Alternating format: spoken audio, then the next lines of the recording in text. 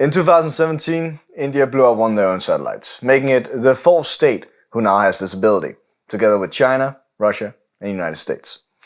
In this video, we'll talk about why these states even want this ability, why you really need to be worried about this development, what the EU should do about it, and what we can do about it. To understand why states have an interest into basically waging war in space, we need to understand why space or satellites are even important. If you use your phone, if you use your credit card, if you ever fly, if you ever take a boat, if you use GPS, then you are dependent upon a satellite. 10% of the entire EU GDP is directly dependent upon satellite services.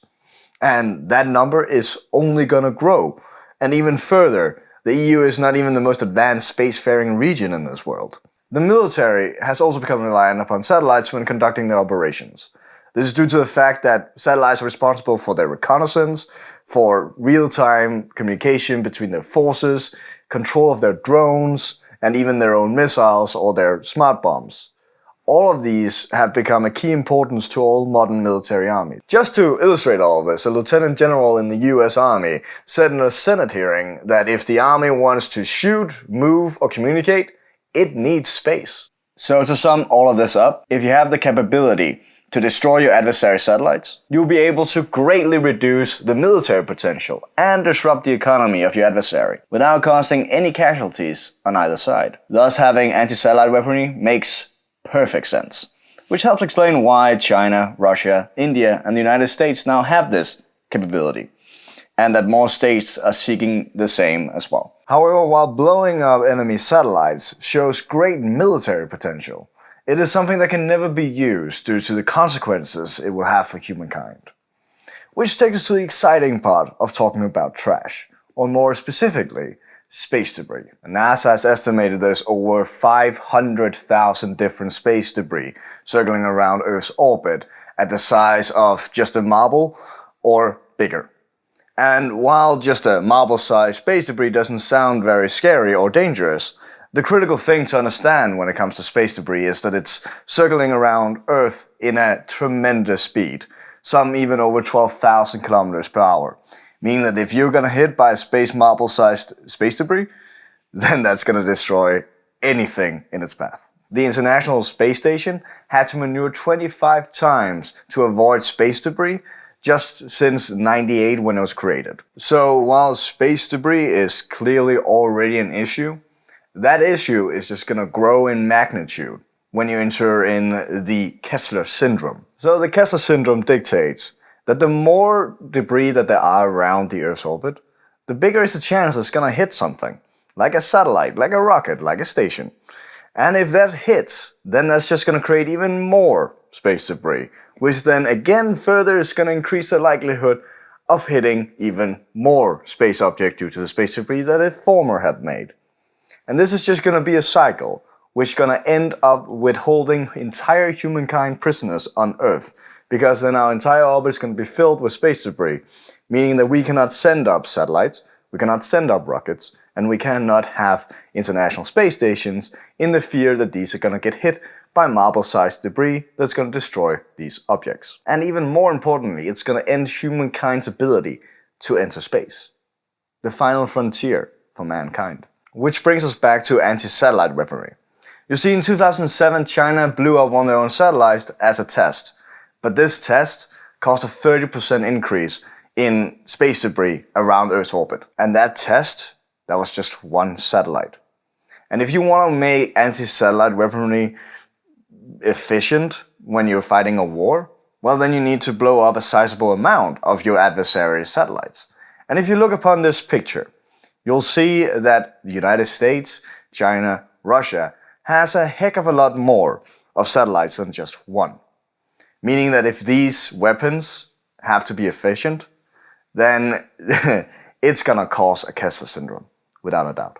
It also has to be said, there is a lot of different kinds of anti-satellite weaponry. That is not just a missile blowing up a satellite. For example, you can use cyber warfare, laser technology to disable these satellites without causing further debris than the satellite itself. So those are more recommended than using a missile. However, it's just a case in point that most of the anti-satellite weaponry that these states have are kinetic missiles. Therefore, if anti-satellite weaponry is going to be used, it is most likely going to cause a Kessler Syndrome. And an interesting point here is that if you then blow up your enemy's satellites, it's most likely going to cause your own satellites to get destroyed due to the debris that you yourself have caused. So clearly there is a problem. Let's talk about how to fix it. Let's first start out with how the EU and its member states can handle this. Well, if you look upon the major issue regarding all of this, is that there is no international space treaties who can actually fix this, who's talking about it.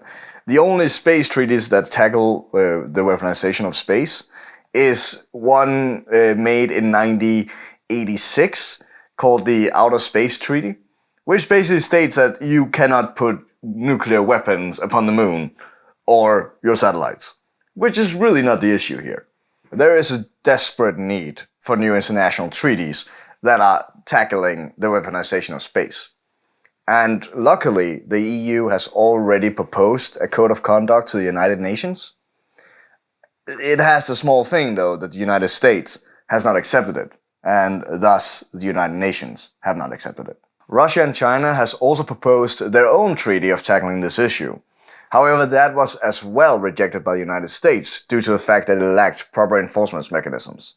Now, the reason why I'm focusing so much upon the United States is because their opinion is vital in the matter. And this is due to the fact that they are the overwhelmingly actor in space currently. They're dominating it completely. To compare the US to the European Union, the US spends around $41 billion a year on space. The European Union, on the other hand, spends $3 billion a year, which makes a major gap in terms of financial power and investment. Now, the EU have the budget to overtake United States in this regard. If you look upon the proposed budget of the European Union for 2021 to 2027, it has a budget on $1,000 billion. But only $18 billion of these dollars is allocated to space programs. So it is weird that the EU have not prioritized space more, considering that 10% of the entire EU economy is reliant upon space services. Member states of the European Union have also their own national budget. And when you put that into the mix, it adds another $7 billion to the yearly budget of the European Union in regards to space. But that is still a long way from the United States. Lastly, let's talk about what you can do. It's an annoying fact that politicians don't know about this issue and thus don't care about it. And the first step to change that is by starting a discussion. So go down, get a beer with your friends or some coffee and talk to them about the fact that space is vital to our everyday life. And we need to start focusing more on it. And thus the first step to change that is a discussion. So I hope you found this video informative. You can find all our sources in the description. My name has been Kasper Langelund, and goodbye.